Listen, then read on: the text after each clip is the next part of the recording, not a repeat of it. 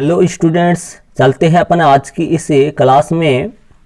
और जैसा कि आप जानते हैं स्टूडेंट्स, यदि आपने पीछे वाला जो वीडियो था, इस वीडियो से पीछे वाला जो वीडियो था, यदि आपने उस वीडियो को देख लिया तो आपको ज़रूर से पता होगा कि मैंने उस वीडियो में स्टूडेंट से आपका एग्जाम्पल नंबर 9 जो है वो क्लियर करवाया था।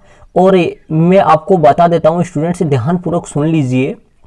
जो एग्जाम्पल नंबर 9 है वो वैसे एग्जाम्पल नंबर 9 नहीं है आपकी बुक में। आपकी बुक में पेज नंबर 14 पे स्टूडेंट से प्रमेय 1.4 है, जिसको मैंने एग्जाम्पल नंबर 9 डाल दिया है। और इस प्रमेय 1.4 जो पेज नंबर 14 पे है, यहाँ पर मैंने एग्जाम्पल 9 डाल दिया। और पेज नंबर 15 पे सही तरीके से एग्जाम्पल नंबर 9 है, उसको मैंने एग्जाम्पल नंबर 10 बना दिया। और आगे वाले को एग्जाम्पल 11 हो गया, फिर 12 हो गया। इस तरीके से मैं क्लियर कर रहा हूँ, क्योंकि मैंने प्रमेय 1.4 जो है इसको मैंने एग्जाम्पल नंबर 9 डाल दिया, 9 नंबर दे दिया मैंने एग्जाम्पल। क्योंकि प्रमेय से अच्छा है कि एक प्रमेय ये जो है इसका एग्जाम्पल बना देते हैं, अपना उदाहरण बना देते हैं, जिसे अपने प्रमेय ना बोलकर अपन सीधा एग्जाम्पल बोल दे स्टूडेंट से। तो ये एग्जाम्पल नंबर 9 जो प्रमेय 1.4 थी और आपकी गणित की बुक में पेज नंबर 14 पे है। और पेज नंबर 15 पे एग्जाम्पल सही तरीके से 9 है, उसको आप 10 डाल लेना। तो स्टूडेंट्स, आज एग्जाम्पल नंबर जो आपकी बुक में जो 9 है, क्या है 9? सिद्ध कीजिए कि रूट 2 की बजाय वहां पे रूट 3 है। रूट 2 नहीं है, वहां पे रूट 3 है। एक अपरिमेय संख्या है। मतलब स्टूडेंट्स, आपकी बुक में पेज नंबर 15 पे उदाहरण नंबर वहां पर 9 जो लिखा है वो उदाहरण अपने अब 10 नंबर डाल दिए उसका। और वो उदाहरण जो है वो 10 लगा के वो अपने इस वीडियो में आज क्लियर करेंगे। और वो उदाहरण नंबर जो 10 है वो क्या है, यहाँ पर रूट 3 की बजाय रूट 2 की बजाय 2 नहीं होकर वहां पर रूट 3 है स्टूडेंट से, रूट 3 है। तो जैसा कि आप जानते हैं स्टूडेंट से कि केवल रूट वाली संख्याओं के जो है, केवल रूट वाली जो संख्या है रूट 2, रूट 3, रूट 5, रूट 7 वह रूट 11 को अपरिमेय सिद्ध करने के नियम 1 से 3 मैंने जो आपको बताया था स्टूडेंट से। ये रूट 2 का जो क्वेश्चन है वो अभी प्रमेय 1.4 में, इससे पीछे वाले वीडियो में जिसको नंबर एग्जाम्पल नंबर 9 डाल दिया उसमें अपन कर चुके हैं। रूट 3 का जो क्वेश्चन है वो आज इस वीडियो में उदाहरण नंबर 10 लगाकर अपन करेंगे। रूट 5 का जो क्वेश्चन है वो आपकी प्रश्नावली 1.3 में पहला वाला क्वेश्चन ही है। और रूट 7, रूट 11 का आपकी बुक में सवाल नहीं है। ये आपको हो सके तो एक्स्ट्रा में जब अपन अलग से महत्वपूर्ण प्रश्न पढ़ेंगे, पूरी बुक का सिलेबस होने के बाद में जब अपन अलग से एक्स्ट्रा क्वेश्चन पढ़ेंगे उसमें आपको करवा दिया जाएगा रूट 7 और रूट 11। वैसे आपके बुक में सवाल रूट 7 का नहीं है और नहीं रूट 11 का है। तो रूट 2 का मैंने कर लिया है। रूट 2 का एग्जाम्पल नंबर 9 है, जो वैसे सही तरीके से प्रमेय 1.4 है। और आज एग्जाम्पल नंबर 10 लगा के रूट 3 के लिए सिद्ध करेंगे कि रूट 3 एक अपरिमेय संख्या है। तो एग्जाम्पल नंबर 10 करेंगे इस वीडियो में, जो आपकी बुक में पेज नंबर 15 पे एग्जाम्पल नंबर 9 है, उसको आप एग्जाम्पल नंबर 10 लगा देना। और इस वीडियो में एग्जाम्पल नंबर 10 करेंगे, रूट 3 एक अपरिमेय संख्या है, इसको सिद्ध करेंगे। तो चलते हैं वीडियो में, वीडियो को आगे की तरफ बढ़ाते हैं अपन स्टूडेंट्स। और इसी के साथ ही यदि स्टूडेंट्स आपने पीछे वाले वीडियो नहीं देखे तो इसी वीडियो के आई बटन और साथ ही डिस्क्रिप्शन बॉक्स में मैंने लिंक लगा रखा है, वहां पे जाके आप प्लेलिस्ट की सहायता से सभी वीडियो को लगातार देख सकते हैं। और यदि आप चैनल पे नए हो, चैनल को आपने अभी तक भी सब्सक्राइब नहीं किया तो ज़रूर से स्टूडेंट चैनल को सब्सक्राइब कर लीजिए और साथ ही बेल आइकन की घंटी का बटन को प्रेस कर लेना, जिससे नए वीडियो का नोटिफिकेशन सबसे पहले आप तक पहुँच सके। तो स्टूडेंट्स चलते हैं एग्जाम्पल नंबर 10 में अपन करते हैं एग्जाम्पल 10। तो स्टूडेंट्स आपके सामने एग्जाम्पल नंबर 10 आ चुका है, ध्यानपूर्वक देख लीजिए। पीछे वाले वीडियो में एग्जाम्पल नंबर 9 जो अपन करे थे, उदाहरण नंबर 9 जो करे थे, उसमें रूट 3 की, यहाँ पर रूट 3 है और उसमें रूट 3 की जगह रूट 2 था। तो रूट 2 का अपन एप्री में सिद्ध किया था उदाहरण नंबर 9 में। तो उदाहरण नंबर 10 में सिद्ध कीजिए कि रूट 3 एक अपरिमेय संख्या है, इसको अपन सिद्ध करेंगे। सेम वैसे ही करेंगे, सिर्फ और सिर्फ जहां वहां उदाहरण नंबर 9 में अपने रूट 2 लिखे थे, यहां पर अपने रूट 3 लिखेंगे। बाकी जो लैंग्वेज है, जो भाषा है, वो सेम वैसी ही रहेगी स्टूडेंट्स, कोई बदलाव नहीं होगा। तो चलते हैं, इसमें सेम वैसे ही करेंगे। आप अपनी नोटबुक ले लेना, आपके पास पीछे वाले वीडियो से आपने कर लिया है तो अपनी नोटबुक में देखते जाना। सेम वैसे ही करूँगा मैं जैसे मैंने पीछे वाला एग्जाम्पल आपको करवाया था स्टूडेंट्स। तो सबसे पहले अपने को यहाँ पर हल लगा देते हैं और हल लगा के सबसे पहले अपन इसको मानते हैं कि माना कि सबसे पहले इसको मान लेते हैं, माना कि रूट 2 की बजाय अब रूट 3 चलेगा। माना कि रूट 3 एक परिमेय संख्या है। माना कि रूट 3 एक परिमेय,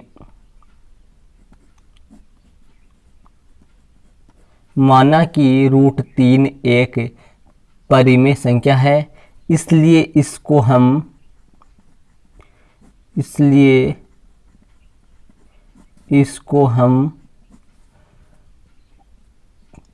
P बटा Q के रूप में लिख सकते हैं।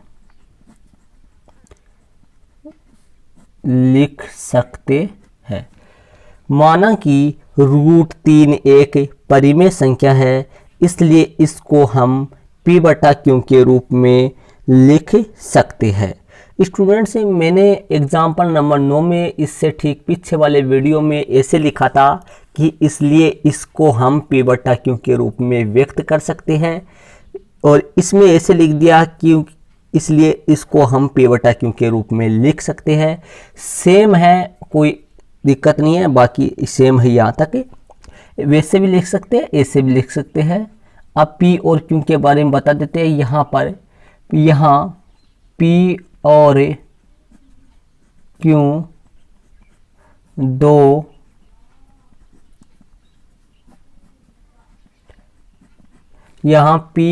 Q दो पूर्णांक है। अब अपन क्या करते हैं स्टूडेंट्स, इसके बारे में अपन लिख देते हैं अपन रूट 3 बराबर P बटा Q। स्टूडेंट्स, पीछे वाले एग्जाम्पल में रूट 3 की जगह रूट 2 था और वहां पे मैंने 2 को गुंडी लगा के लिखा था, थोड़ा घुमा के, और Q को सीधा लिखा था। सेम मत लिख देना, 2 को घुमा के लिखना है और Q को सीधा लिखना है, ताकि पता चल सके Q कौन सा है और 2 कौन सा है। अब यहाँ से इसको हल कर देते हैं, तो P वज्रगुणा होगा, बट्टे में इसके एक आ जाएगा, और P बराबर रूट 3 Q, ये अपन आ गया है P बराबर रूट 3 Q। उस पीछे वाले क्वेश्चन में आप देख रहे होंगे, ध्यान से उसको भी देखते जाइए। उसमें क्या आया था, यहाँ P बराबर Q रूट 2, क्यों रूट 2 लिख दो, चाहे रूट 2 क्यों लिख दो, ठीक है स्टूडेंट्स।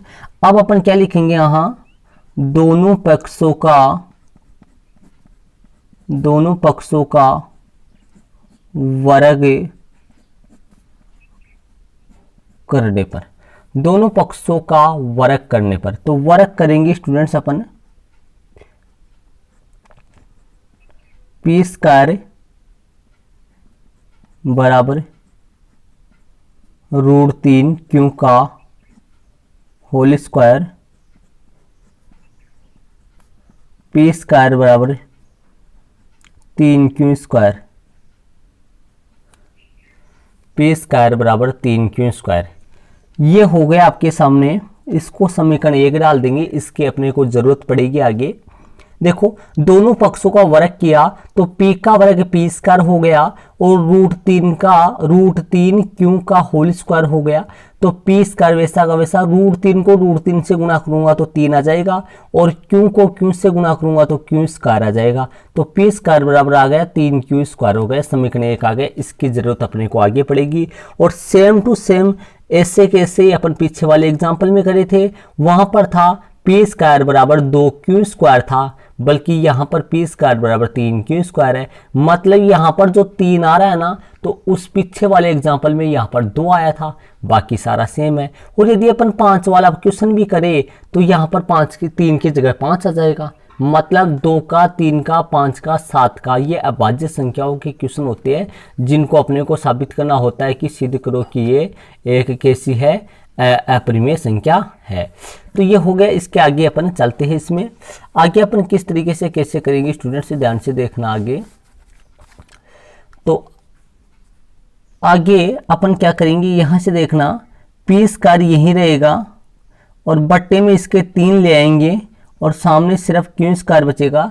क्योंकि ये 3 जो है वो q स्क्वायर के गुणा में है तो इधर भाग में आ गया p स्क्वायर बटा 3। मतलब यहाँ पर 3 गुणा में है तो इधर भाग में आ गया, तो p स्क्वायर बटा 3 बराबर q स्क्वायर हो गया। मतलब स्टूडेंट्स ये 3 यहाँ गुणा में था तो भाग में आ गया। अब यहाँ से देखिए, ध्यानपूर्वक समझिए, यहाँ से एक नियम लग जाएगा। कौन सा नियम लगेगा, क्या ध्यान दीजिए, p स्क्वायर में 3 का भाग लग रहा है, p स्क्वायर में 3 का पूरा भाग लग रहा है और भागफल आ रहा है q स्क्वायर।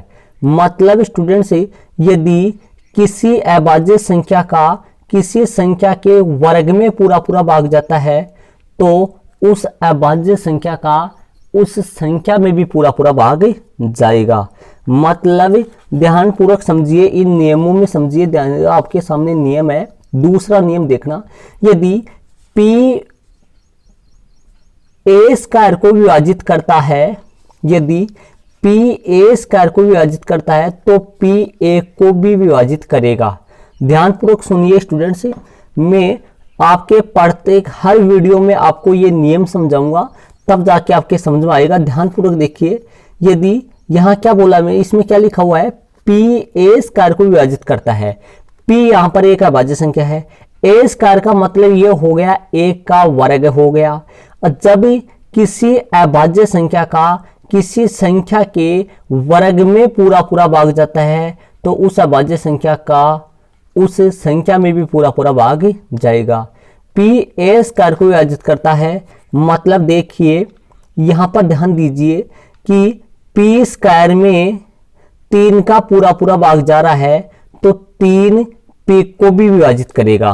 देखिए p a स्क्वायर को विभाजित करता है, मतलब p की जगह कौन है, 3 p स्क्वायर को विभाजित करता है तो 3 p की जगह 3 है, 3 p को भी विभाजित करेगा। मतलब यदि कोई एक अभाज्य संख्या हो और उस अभाज्य संख्या का किसी संख्या के वर्ग में पूरा भाग जाता है तो उस अभाज्य संख्या का उस संख्या में भी पूरा भाग जाएगा, निश्चित तौर पर जाएगा। स्टूडेंट्स इसमें कोई दो राय, जैसे मान लो कि मैं बात करता हूं कोई अभाज्य संख्या 3 और 3 का भाग आप जानते हैं कि 9 में पूरा जाता है, 3 का भाग 9 में पूरा जाता है और 3 यहाँ पर कौन है, 3 की जगह मेरे पास संख्या जो है वो 3 ही है। स्टूडेंट्स 3 की जगह मेरे पास संख्या 3 ही है और 9 की जगह a स्क्वायर आ रहा है, तो ध्यान दीजिए p स्क्वायर आ रहा है, p स्क्वायर, a स्क्वायर नहीं p स्क्वायर आ रहा है। तो देखिए 3 का भाग p स्क्वायर में 3, ये 3 लिखा हुआ है, 3 लिखा हुआ है, 3 का भाग यदि p स्क्वायर में पूरा जाता है तो 3 का भाग p में भी पूरा जाएगा। तो बताइए 3 का भाग 9 में पूरा जा रहा है तो p स्क्वायर का मान 9 है तो p का मान कितना आएगा, जब p स्क्वायर का मान 9 है, p स्क्वायर बराबर 9 है तो p बराबर कितना आएगा, √9, मतलब 3 हो गया। जब 3 का भाग 9 में पूरा जा रहा है तो 3 का भाग 3 में भी पूरा जाएगा।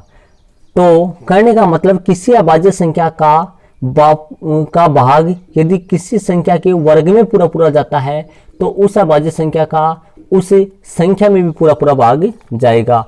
तो यहाँ पर देखिए पी स्क्वायर में 3 का पूरा पूरा भाग जा रहा है, पी स्क्वायर में 3 का पूरा पूरा भाग जा रहा है। तो सेम पीछे वाले जैसे ही तरीका यूज करेंगे, पीछे जैसे मैंने किया था वैसे ही। अब यहाँ पे लिख देंगे चूंकि यहाँ मतलब मैंने ऐसे लिख दिया, चूंकि यहाँ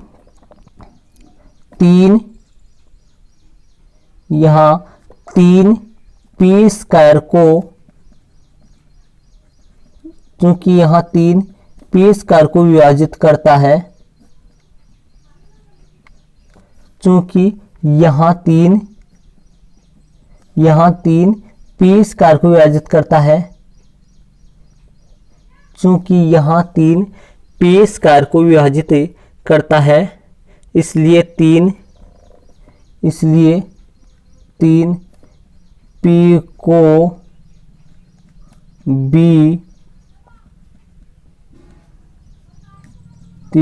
को बी विभाजित करेगा।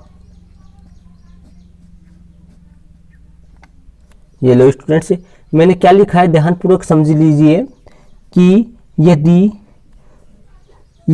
चूंकि यहाँ 3 पी स्क्वायर को विभाजित करता है, इसलिए 3 पी को भी विभाजित करेगा। मतलब यदि 3 का भाग पी स्क्वायर में पूरा पूरा जा रहा है आपके सामने, तो 3 का भाग पी में भी पूरा पूरा जाएगा स्टूडेंट से, पूरा पूरा जाएगा। तो यहाँ पर देखिए 3 पी को विभाजित करेगा, मतलब 3 स्टूडेंट से पी को बी विभाजित करेगा। अब देखिए यदि 3 पी को विभाजित करेगा तो यदि अभाज्य गुणनखंड अपन करेंगे तो उस पी में 3 का भाग पूरा पूरा जाएगा। मतलब यहाँ क्या लिखा है मैंने, 3 पी को विभाजित करेगा, मतलब 3 जब पी को विभाजित करेगा तो मतलब मान लेते हैं 3 का भाग पी की जगह कोई संख्या ले लेते हैं, जैसे मान लो मैं 6 ले लेता हूँ, क्योंकि 3 पी को विभाजित करेगा मतलब 3 6 को विभाजित करेगा। तो मैं 6 को क्या लिख सकता हूँ, 6 को लिख सकता हूँ 3 गुणा 2। क्या लिख सकता हूँ स्टूडेंट से, 3 गुणा 2। तो ध्यान दो 6 कौन है, यहाँ पी है, पी बराबर क्या हो गया, 3c हो गया, पी बराबर क्या हो गया, 3c हो गया। जब 3 का भाग किसी भी संख्या में पूरा पूरा जाता है स्टूडेंट से, तो जैसे मान लो 3 का भाग 6 में जा रहा है तो मैंने 3 गुणा 2 लिख दिया, 3 का भाग 9 में जाएगा तो 3 गुणा 3 लिख देंगे, 3 का भाग 12 में जाएगा तो 3 गुणा 4 लिख देंगे। इस तरीके से मतलब P बराबर 3c अपन लिख सकते हैं। C जितनी बार भाग दिया वो संख्या हो गया। तो बताइए आप ध्यान दीजिए इधर, 3 P को भी विभाजित करेगा, इसलिए मैं क्या लिख सकता हूँ, 3 P को विभाजित करेगा, इसलिए P बराबर मैं क्या लिख सकता हूँ, P बराबर मतलब P बराबर जो संख्या है P बराबर 2c, P बराबर क्या हो गया स्टूडेंट से 2c लगा दिया मैंने, P बराबर 2c। कारण में लिख देते हैं चूंकि यहाँ c कोई पूर्णांक है, मतलब ये कोई पूर्णांक संख्या है, ऐसा अपन करण में लिख दिए कि c यहाँ से कहाँ आया, c क्या है, c एक क्या है, पूर्णांक है स्टूडेंट से। हो गया आपके सामने। अब फिर से अपन क्या करते हैं, दोनों पक्षों का वर्ग करेंगे स्टूडेंट से। यहाँ पर देख लीजिए 3 P को भी विभाजित करेगा, मतलब 3 का भाग P में तो पूरा पूरा जाने लग गया। ये तो अपन सिद्ध कर लिए कि 3 का भाग P में पूरा पूरा जाएगा। अब अपन लिख देंगे, फिर से क्या करेंगे, दोनों पक्षों का वर्ग करने पर स्टूडेंट्स ये कुछ तो मान लो ऐसे कहानी से बन जाती है। वैसे ध्यान लगा के आप करोगे तो बहुत इजी है, इससे नहीं कि भाई हार्ड है, इजी है एकदम। बस ऐसे है कि बार बार करोगे तो आपके स्टेप बाय स्टेप क्लियर हो जाएगा। तो दोनों पक्षों का वर्ग करने पर, दोनों पक्षों का वर्ग करेंगे स्टूडेंट्स। अब ध्यान से देख लीजिए, दोनों पक्षों का वर्ग करेंगे तो पी स्क्वायर बराबर 2c का होल स्क्वायर होगा। ध्यान से देखेंगे, पी स्क्वायर बराबर 2c का होल स्क्वायर होगा तो 4c स्क्वायर हो जाएगा।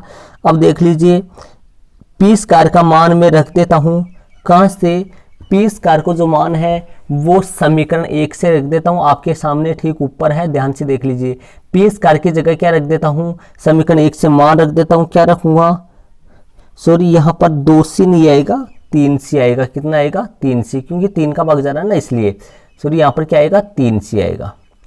मैं 2 के चक्कर में पीछे वाला सवाल 2 वाला किया था ना, उदाहरण 9, उसमें 2 लिखा था, बल्कि यहाँ पर तो क्या है कि 3 का भाग जा रहा है तो 3c लिखेंगे ना। तो p बराबर क्या हो गया, 3c हो गया। 3c हो गया तो बताओ, दोनों पक्षों का वर्ग करेंगे तो पी स्क्वायर हो गया, इधर 3c का क्या हो जाएगा वर्ग, तो 3c का वर्ग कितना हो जाएगा, 9c स्क्वायर हो जाएगा। क्या हो जाएगा स्टूडेंट्स, 9c स्क्वायर हो जाएगा। ये लिखा है मैंने 9c स्क्वायर, ध्यान से देख लेना, ठीक है। अब इसके बाद में देखना, पी स्क्वायर का मान समीकरण 1 से रखूंगा।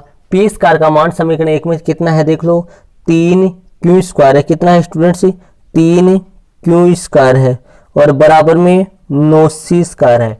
अब यहाँ से देखना, 3q स्क्वायर बराबर में 9c स्क्वायर। अभी ध्यान से देखना, 3q स्क्वायर यहाँ की यही रहेगा, और बट्टे में कौन आ जाएगा, वहाँ 9 देखो गुणा में है तो बट्टे में आ जाएगा 9, सामने c स्क्वायर हो गया। मतलब 3q स्क्वायर बट्टे में 9 आ जाएगा, सामने c स्क्वायर हो गया। 3 से ये कट जाएगा, 3 से इसको अपन काटेंगे, 3 तिया 9 हो गया, 3 तिया कितना हो गया, 9 हो गया। अभी देखो, अब आपके सामने q स्क्वायर बटा 3 हो गया। ऐसे ही पीछे वाले सवाल में भी कटा था, बस वहां पर क्या था, 3 की जगह 2 था और 9 की जगह 4 था, तो 2 दूनी 4 हो गया था। सेम स्टेप बाई स्टेप है, बाकी सब सेम है। यहाँ वहां पर 2 चला था, यहाँ पर 3 चल रहा है। हो गया, 3 तिया 9 हो गया। अब आपके सामने क्या प्राप्त हो गया स्टूडेंट, से ध्यान से देख लीजिए, क्या प्राप्त हो गया, q स्क्वायर बटा 3 बराबर में c स्क्वायर, ये आपके सामने प्राप्त हो गया। अब ये जो कल ध्यान से देखना, ये q स्क्वायर बटा 3 बराबर जो c स्क्वायर है, यही सेम बात यहां पर थी। ध्यान से देख लीजिए, ये जो स्टूडेंट्स, ये जो बात है ध्यान से देखना, मैं गोला लगा देता हूं, आपको अपनी नोटबुक में गोला नहीं लगाना है, मैं समझाने के लिए लिख रहा हूं। ये जो है स्टूडेंट्स, ये वाला और ये जो है, ये दोनों सेम है, ये दोनों सेम है। यहां पर देखो क्या लिखा है मैंने, पी स्क्वायर बटा 3 बराबर q स्क्वायर। मतलब फिर मैंने क्या लिखा, यहां 3 पी स्क्वायर को विभाजित करता है, 3 पी स्क्वायर को विभाजित करता है तो 3 पी को विभाजित करेगा। तो यहां पर देखो, यहां पर पी स्क्वायर बटा 3 है, तो यहां पर क्या है बताइए, q स्क्वायर बटा 3 है। मतलब यहां तो पी स्क्वायर बटा 3 है, तो यहां पर q स्क्वायर बटा 3 है। मतलब यहां पर जो p है तो यहां पर q है। तो यहां पर मैंने क्या लिखा, यहां 3 पी स्क्वायर को विभाजित करता है तो 3 पी को भी विभाजित करेगा, ऐसा ही है।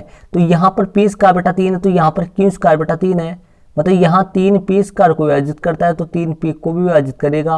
और यहां पर क्या है कि q स्क्वायर बटा 3 है, मतलब कि यहाँ 3 q स्क्वायर को विभाजित करता है तो 3 q को भी विभाजित करेगा। मतलब यहाँ पर p के बारे में लिखा था, क्योंकि p स्क्वायर बटा 3 था, तो यहाँ पर q स्क्वायर बटा 3 है तो q के बारे में लिखेंगे। कैसे लिखेंगे, चूंकि यहाँ 3 q को विभाजित कर रहा है, मतलब यहाँ 3 q स्क्वायर को विभाजित करता है तो 3 q को भी विभाजित करेगा। तो अपन लिख देंगे इसके नीचे ध्यान से देखना आप। तो स्टूडेंट्स लिख देते हैं, क्या लिखेंगे, चूंकि यहाँ 3 q स्क्वायर को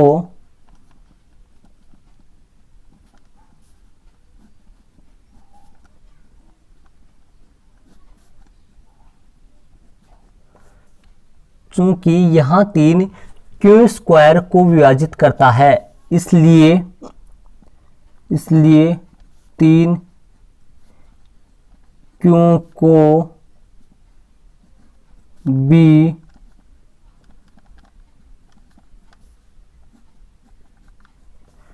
इसलिए 3 क्यू को बी विभाजित, इसलिए 3 क्यू को बी विभाजित करेगा। मैंने क्या लिखा स्टूडेंट्स, ध्यान दीजिए, यहाँ 3 क्यू स्क्वायर को विभाजित करता है, इसलिए 3 क्यू को बी विभाजित करेगा।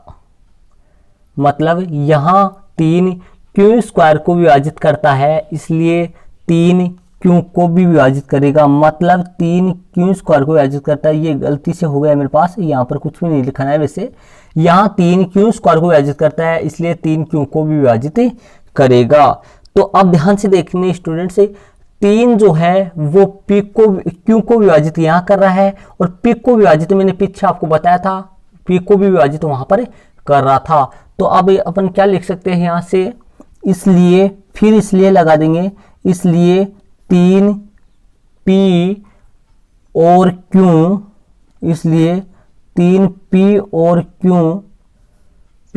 क्यू दोनों को विभाजित,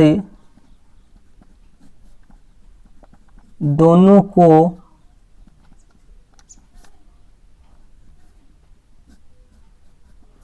इसलिए 3 पी और क्यू दोनों को विभाजित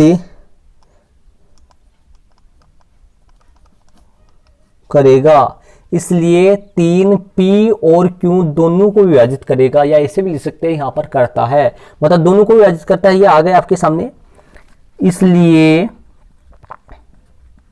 यहाँ पर हिंदी में लिख देते हैं, क्योंकि ऊपर इसलिए 2 आ गए, तो यहाँ पर इसलिए हिंदी में यूज कर लेते हैं। इसलिए पी और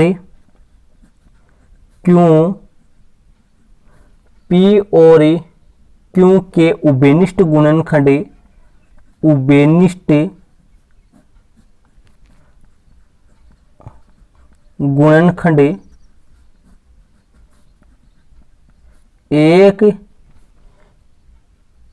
एक वह स्वयं, मतलब खुद के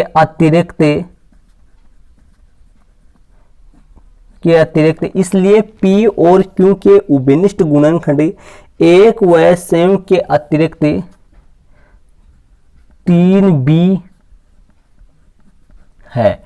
तो स्टूडेंट्स ध्यान दीजिए, मैंने पीछे वाला जो सवाल क्लियर करवाया था उसमें मैंने आपको यहाँ पर क्या लिखा था, पीछे वाले सवाल में आप देखते जाइए, वहां पर देख सकते हो आप, उसमें मैंने क्या लिखवाया था, इसलिए P और Q या √2, उसमें ऐसे लिखा था √2 और लगाया था या के आगे, उसमें देख सकते हो आप, लेकिन इसमें मैंने ऐसे नहीं लिखा, इसमें लिख दिया इसलिए P और Q के उभयनिष्ठ गुणनखंड एक व स्वयं के अतिरिक्त 3B है। क्यों स्टूडेंट्स, देखिए ध्यानपूर्वक देखिए, P में भी 3 का पूरा भाग जा रहा है और Q में भी 3 का पूरा भाग जा रहा है।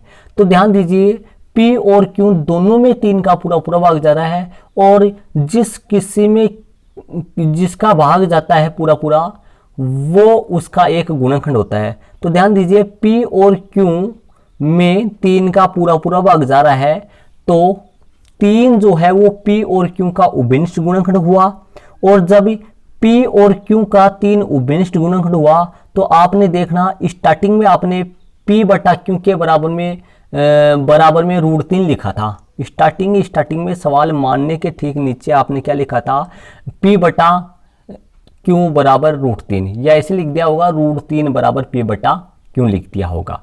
तो इसका मतलब ये हुआ, जब P और Q के उभयनिष्ठ गुणनखंड एक और स्वयं के अतिरिक्त 3B है, तो P और Q बोलो या फिर √3 बोले, कोई दिक्कत नहीं होती है, एक ही है।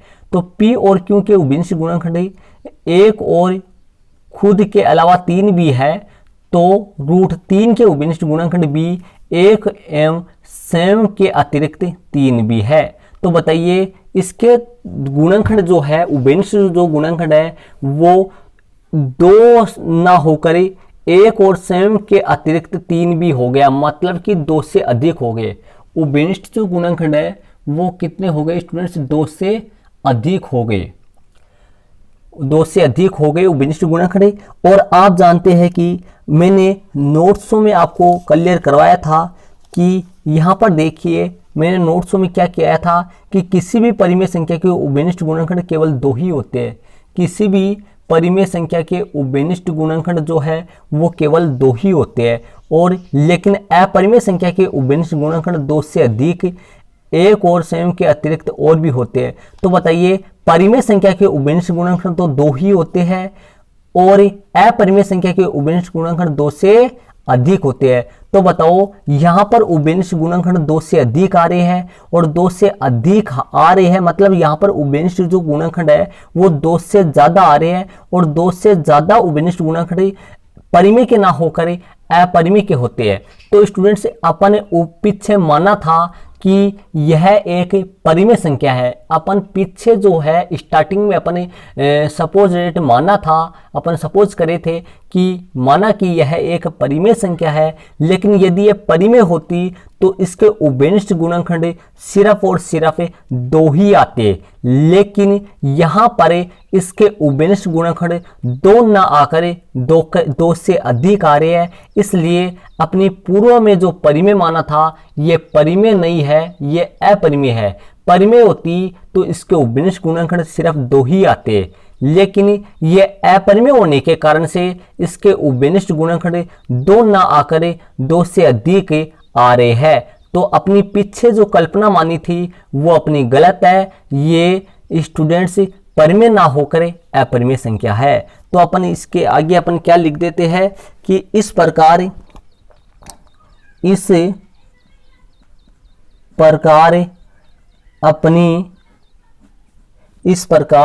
अपनी पूर्व में मानी गई कल्पना, पूर्व में मानी गई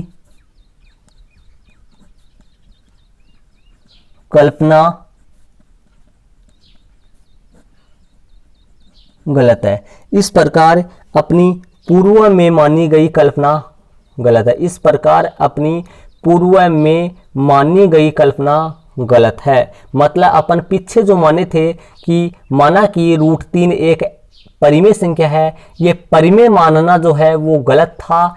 क्योंकि ये परिमेय होती तो इसके उभयनिष्ठ गुणनखंड 2 ही आते। लेकिन यहाँ उभयनिष्ठ गुणनखंड 2 ना आकर 2 से अधिक आ रहे हैं, इसलिए ये परिमेय नहीं है, ये अपरिमेय है। अपनी कल्पना जो मानी थी, अपन जो माने थे वो गलत माने थे। अब लिख देते हैं अतः, मतलब कि ये परिमेय नहीं है, अपरिमेय। अतः √3 फिर कोमा स्पेस लगा देना, कोमा लगा देना। अतः √3 एक अपरिमेय संख्या है। अतः √3 एक अपरिमेय, अतः √3 एक अपरिमेय संख्या है। तो स्टूडेंट्स, ये लो आपके सामने जो है वो एग्जाम्पल नंबर 9-10 जो है वो क्लियर हो चुका है। 9 पीछे हो गया था, इति सिद्धम हो गया, मतलब सिद्ध हो चुका है। पीछे वाले वीडियो में मैंने एग्जाम्पल नंबर आपको 9 क्लियर करवाया था, जो परिमेय आपकी बुक में परिमेय 1.4 थी। ये आपका एग्जाम्पल नंबर 10 हो गया स्टूडेंट्स। √3 एक अपरिमेय संख्या है, इति सिद्धम हो गए। स्टूडेंट्स, इसको मैं थोड़ा और समझा देता हूँ, आप ध्यानपूर्वक सुनोगे अच्छी तरीके से। यहाँ से अपन एग्जाम्पल नंबर 10 स्टार्ट करे थे। सीधी कीजिए कि √3 एक अपरिमेय संख्या है। तो मैंने क्या लिखा था, ये पर्सन आपके सामने उदाहरण नंबर 10 आपकी बुक में, ये जो उदाहरण नंबर 10 है ये आपकी बुक में पेज नंबर 15 पे उदाहरण 9 है। ये उदाहरण 9 है, उसको वहां पर नंबर चेंज करके आप 10 कर लेना, क्योंकि इससे पीछे वाले पेज पे आपकी बुक में पेज नंबर 14 पे परिमेय 1.4 है, जिसको मैंने उदाहरण नंबर 9 बना दिया है। तो आप इसको उदाहरण नंबर 10 जो है वो लगा लेना, पेज नंबर 15 पे आपकी बुक में है ये। तो मैंने क्या लिखा, माना कि √3 एक परिमेय संख्या है। और अपन स्टार्टिंग में पहला नियम अपना क्या था कि प्रत्येक परिमेय संख्या को P/Q के रूप में लिख सकते हैं। तो इसको मैंने परिमेय जब मान लिया तो इसको मैं P/Q के रूप में लिख सकता हूं। P बटा Q के रूप में लिख सकता हूँ। P और Q दो पूर्णांक है। अब इसके बाद में √3 बराबर P बटा Q, P बराबर √3Q हो गया, दोनों पक्षों का वर्ग किया, P स्क्वायर हो गया, √3Q हो गया, 3Q स्क्वायर हो गया। अब ये 3 यहाँ पर गुणा में इधर भाग में आ गया। अब यहाँ लिख देंगे, यहाँ 3P स्क्वायर को विभाजित करता है, इसलिए 3P को भी विभाजित करेगा। P बराबर 3C, यहाँ C कोई पूर्णांक है, दोनों पक्षों का वर्ग करने पर P स्क्वायर 3C का होल स्क्वायर 9C स्क्वायर हो गया। P स्क्वायर का मान समीकरण 1 से रख दिया। यहाँ पर P स्क्वायर का मान जो समीकरण 1 से लिखे है स्टूडेंट्स, यहाँ पर समीकरण और लगाना है अपने को। P स्क्वायर का जो मान लिखे है, यहाँ पर क्या लिखा है 3Q स्क्वायर। देखो P स्क्वायर ये रहा, इसकी जगह अपन क्या लिख दिया 3Q स्क्वायर। तो अपन यहाँ पर चूंकि में करण में लिखेंगे, ये जो 3Q स्क्वायर ये कहाँ से आ गया, समीकरण 1 से। तो यहाँ पर अपन क्या लगाएंगे, समीकरण 1 से लगाएंगे यहाँ पर। ठीक है स्टूडेंट्स, 3Q स्क्वायर हो गया, 3Q स्क्वायर बटा 9 हो गया, काट देंगे, Q स्क्वायर बटा 3 बराबर C स्क्वायर हो गया। तो ध्यान दीजिए यहाँ पर क्या आया था, यहाँ पर क्या आया था, P स्क्वायर बटा 3 बराबर Q स्क्वायर, मतलब 3P स्क्वायर को विभाजित करता है तो 3P को भी विभाजित करेगा। यहाँ पर क्या आया, Q स्क्वायर बटा 3 बराबर C स्क्वायर, मतलब यहाँ 3Q स्क्वायर को विभाजित करता है तो 3Q को भी विभाजित करेगा। यहाँ पर Q के लिए लाइन आ जाएगी।